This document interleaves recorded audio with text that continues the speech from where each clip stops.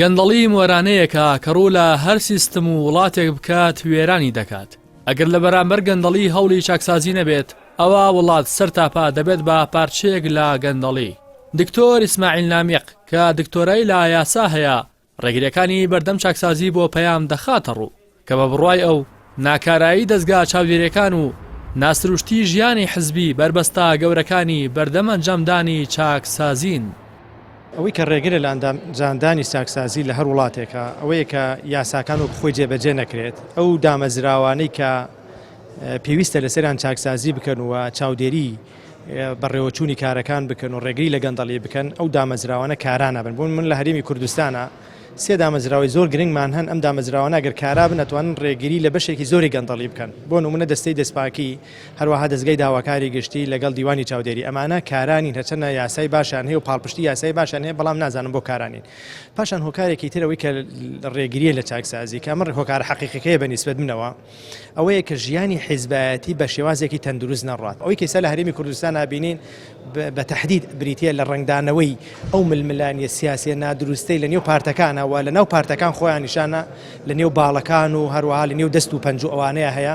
کام پارتە سیاسیانە هەندێکیان هێزی چەکداریان هەیە، بۆیە کاتێک کە دەست دەبرێ بۆ چاکسازی و طبعاً هەموو پرۆسەیەکی چاکسازیش لە بەرژەوەندی کۆمەڵێکە درێت و کاتێکم پارتە سیاسیانە کە هێزی چەکداریان هەیە کە لە بەرژەوەندەکانیانە درێت، ئەو کاتە بە هەموو هێز و توانای خۆیانەوە بە هێزی چەکداریانەوە ڕێگرە بنەوەی کە چاکسازی نەکرێت.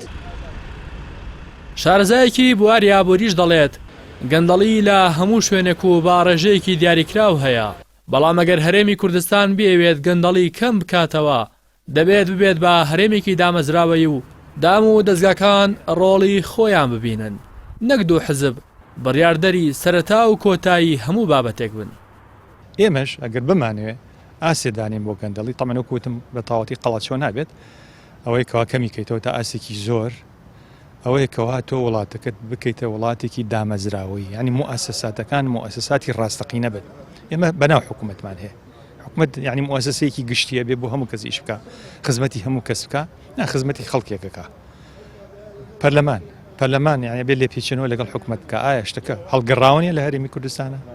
ئایا پەرلەمان نەتوانێت یعنی دەستکاری حکوومەت بکە، یاخو لێ پێچێنەوەی لەگەڵا بکە، یاخو خەڵکە دەسەڵاتدارەکان بێنێتە بەردەم دادگا و دادگاش سزای ڕاستەقینەی خۆیان باوەکو وڵاتە دامەزراوەکان نەخێر. کەواتەمە چی بکەین بۆ ئەوەی کەوا ینی گەندەڵی کەمکەنەوە ئەوە وڵات بەرەو دامەزراوەی بن.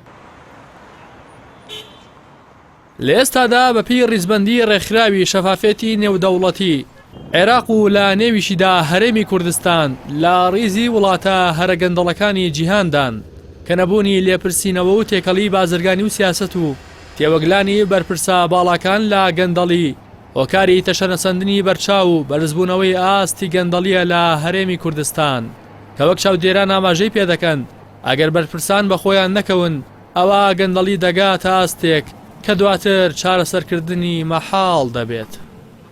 ڕاستی حەمامین، کەناڵی ئاسمانی پەیام، سلێمانی.